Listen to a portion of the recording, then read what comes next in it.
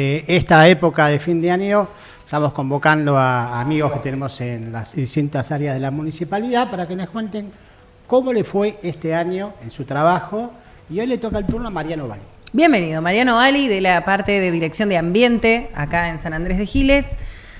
¿Cómo estás? Bien, bien, muchísimas gracias por la invitación, siempre muy atentos. Bueno, ¿cómo fue el...? A ver, déjame hacer memoria. Una fuerte impulso a que es la reserva que tuvieron este año. Se le puso nombre. Se le puso nombre mediante un concurso, y creo que está muy avanzado y es un lugar que la gente puede visitar. Sí, hace poquito arrancamos esto de lo que tiene que ver con las visitas guiadas.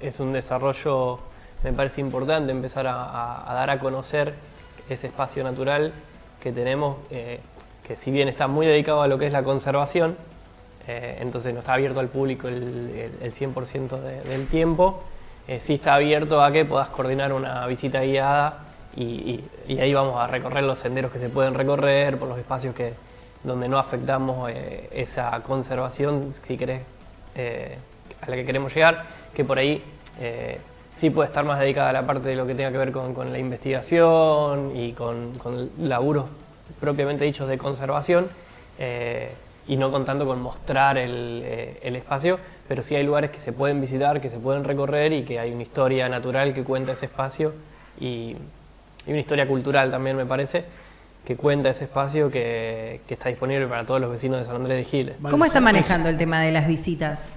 Se coordinan o por mail o por las redes nuestras o por los teléfonos que no es que hay lo un día tiene y todo un el horario, mundo. o sea, Claro. se coordina... No, se coordinan directamente, cosa porque si no, no le termina conviniendo a nadie. Entonces, ahora lo que estamos intentando evitar son la exposición al sol, sobre todo, porque estamos en la peor temporada para eso.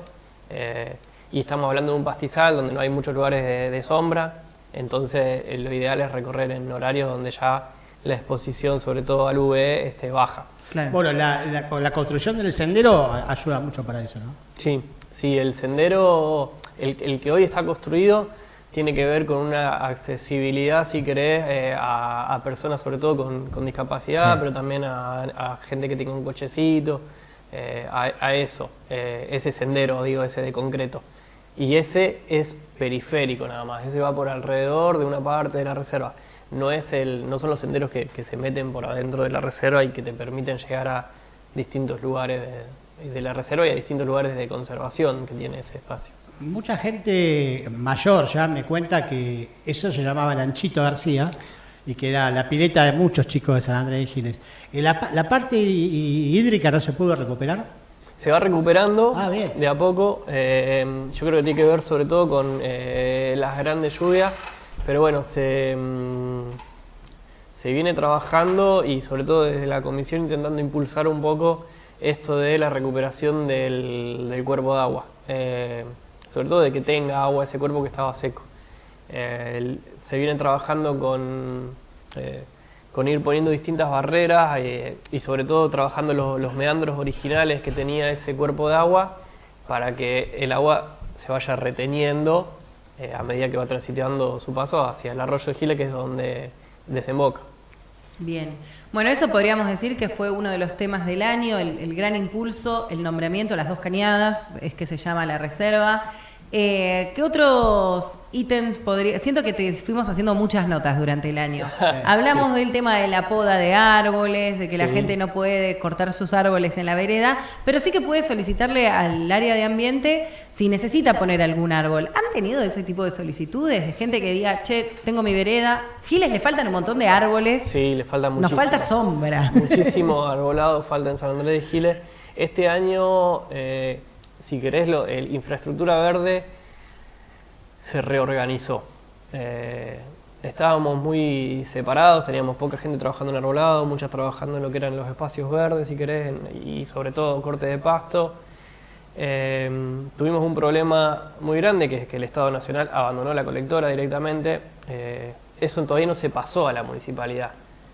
Todavía no pertenece a la municipalidad. No te entendí, ¿que el Estado Nacional qué pasó? Y no se hace cargo de lo que es la colectora norte y sur, del mantenimiento, la sobre todo. Areco, que Estado Nacional, día vialidad, la concesión, es mucho más complejo que decir solo el Estado Nacional no se hace cargo. Igual, el reclamo nuestro siempre es ahí y después ellos...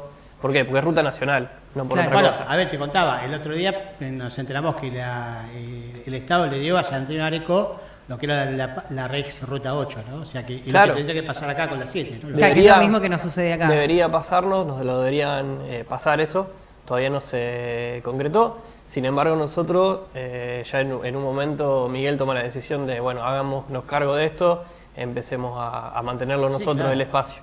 Porque es no sé si la entrada principal de nuestro pueblo, si querés.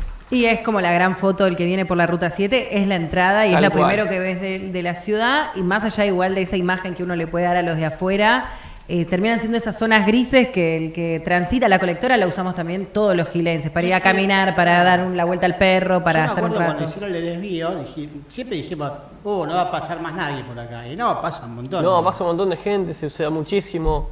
Los jóvenes lo usan mucho durante los fines de semana, sí, y ahora que arranca el verano, durante la semana también se juntan muchísimos pibes ahí. Creo que es uno de los espacios verdes más concurridos incluso, para ir a tomar mate, para hacer alguna actividad deportiva por ahí, más recreativa, pero tiene que ver con eso. Y la verdad que bueno, nada, que gran parte del equipo tuvimos que agrandar ese equipo de espacios verdes para mantener esos espacios también.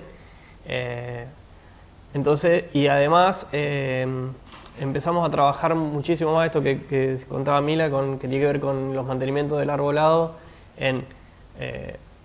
para evitar trabajos mal hechos en lo que es la podas de guía, podas de subidas de copa y en el arbolado, o sobre todo en el arbolado urbano, lo empezamos a hacer directamente con el equipo, a rechazar algunas de esas peticiones de vengo a pedir solicitud para que vos me podés un árbol, ir nuestro equipo, que lo haga el equipo el trabajo, y eso nos garantiza que esos árboles de forma correcta. Se van a hacer, claro, se van a trabajar de forma correcta. Y laburamos gran cantidad de calles. La verdad que teníamos un atraso bastante grande en eso, y se hizo mucho laburo en lo que fue eso, en podas correctivas, subida de copa, todo alrededor del hospital, me acuerdo, las de la Plaza San Martín, Plaza Cutilla. Lo del Plaza San Martín respondió más a otra cosa, no a la poda correctiva, sino al problema de las aves que ocasionan... ¿Sabés dónde están las aves ahora? No, van a llegar en cualquier momento. ¿A dónde están? En la Torre de Entel, las vi. Mirá. Eligieron ese lugar para vivir. Bueno. No, pero en cualquier momento, cuando el follaje esté más interesante, van a volver seguro. Está bueno que hayan elegido... Porque seguían mucho por eso, por puntos altos de la ciudad. Para nosotros, la Plaza San Martín era uno de los lugares más elegidos porque tenía que ver con la torre de la iglesia y un follaje importante de ese arbolado. Pero pasaba, el otro día lo vi yo, hay miles de estorninos ahí a la tarde, miles en la torre. Que es como un arma de doble filo, porque hay algo para mí que es muy vistoso al momento del atardecer, que pasan volando y demás. Pasa que después no podés pasar por la plaza porque es un espanto, claro, pero es pintoresco. Sí, claro, sí. Yo los conocí viviendo en México. Playa del Carmen también tiene una invasión de estorninos, y uno miraba y decía, qué bonito, pero bueno, después tiene toda la parte, el plan B, que es terrible. Tengo una pregunta, que no sé si cuando habíamos hecho la nota en la reserva, habías comentado de que el vivero que está en el parque se iba a pasar para allá. ¿Eso sucedió? No. ¿Está o no está el vivero en el parque? No, el vivero sigue en el parque, y le estamos haciendo algunos trabajos ahora de mantenimiento, porque creo que en ese momento te había comentado que ya el funcionamiento del vivero en ese espacio es complejo, porque por el grado de sombreado que tiene. Después por el ingreso, porque es un lugar compartido con otro tipo de actividad que tiene que ver más con lo deportivo, con lo recreativo, que es la función que hoy tiene el parque, y que no tiene sentido que haya camiones entrando y saliendo con árboles de ese espacio, sobre todo por el peligro que puede haber con chicos, con esas cuestiones. Entonces es necesario mudar ese vivero a ese lugar. Terminamos definiendo que no era el mejor lugar tampoco la reserva y el parque ambiental, por los cuidados del ingreso de especies no son autóctonas, nativas, no nativas, a un espacio protegido y de conservación, es complejo Y sí. y requiere un manejo muy cuidado. Entonces, evaluamos que no es el mejor lugar ese y estamos viendo, ahí hay algunos otros proyectos que vamos a presentar en cualquier momento que tienen que ver con crear alguna plaza, jardín, vivero. Hoy el espacio pensado tiene que ver con la plaza del barrio Kaufman, enfrente de la escuela nueva. Sí. Ese es el espacio que estamos pensando para crear ese sitio, digamos, ese vivero, plaza, algo pensado como los jardines, si querés, botánicos de algunas ciudades grandes, pero en un espacio un poco más chico. Otra cosa que hicieron este año fue poner la estación meteorológica. No, esa fue el año pasado. ¿El año pasado? Mirá, sí, eso fue el año pasado, que respondía a una necesidad de evaluar algunas variables climatológicas que son muy importantes para el ambiente, tiene que ver con la velocidad del viento, cómo se desplaza. Nosotros hacemos controlamos las aplicaciones de agroquímicos y saber para dónde va el viento claro. Es importante. También tenemos el control de muchas industrias, entonces sobre todo si hay alguna denuncia de malos olores, de esas cuestiones, necesitamos monitorear algunas variables ambientales y era importante instalar esa estación meteorológica que está funcionando, que incluso la utilizamos para... tramitamos el certificado de aptitud ambiental de la planta, de nuestro SIP, de nuestro sector industrial planificado, y tuvimos que hacer un estudio de lo que es variables ambientales de base.